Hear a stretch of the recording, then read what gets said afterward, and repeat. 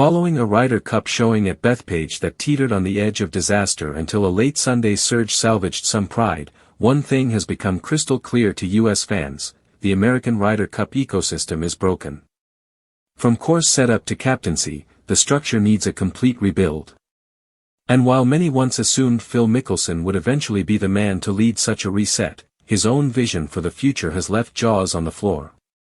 Instead of simply throwing his hat into the ring, Mickelson floated something much more radical: the idea of bringing in leaders from outside the golf world entirely. And at the center of his wildest suggestion? College football legend Lou Holtz. Yes, the same Lou Holtz who last coached in 2004 and who would be 90 by the time the next Ryder Cup arrives. The choice is bizarre, to say the least, but it points to a bigger idea that deserves consideration. If you remove Holtz from the equation and instead look at Mickelson's other example, former Duke coach Mike Krzyzewski, things begin to make a lot more sense. The reasoning is simple. The U.S. Ryder Cup machine has stalled under leaders who emerged from within its own walls. What if the answer is someone from outside golf's echo chamber, a coach with a track record of molding star-driven rosters into unified teams? Krzyzewski, known universally as Coach K, did exactly that for USA Basketball.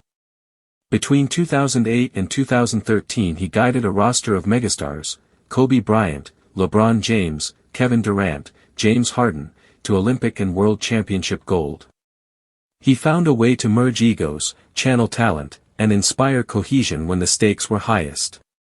If that doesn't sound like the precise skill set needed for a Ryder Cup team loaded with elite but often misfiring players like Scottie Scheffler, Bryson DeChambeau, and Justin Thomas, then what does? The logistics would be complicated. Coach K, or anyone else without a golf background, would need a strong group of assistant captains to handle match play strategy, pairings, and course specifics. But the larger point stands: conventional answers haven't worked. Big problems sometimes require bold ideas, and Mickelson is at least pushing the conversation in that direction. Would an outsider like Krzyzewski accept? Could the PGA of America stomach such a radical departure from tradition? There are countless hurdles. But with Europe dominating 9 of the last 12 Ryder Cups, the US must ask itself, what is left to lose? Another Ryder Cup.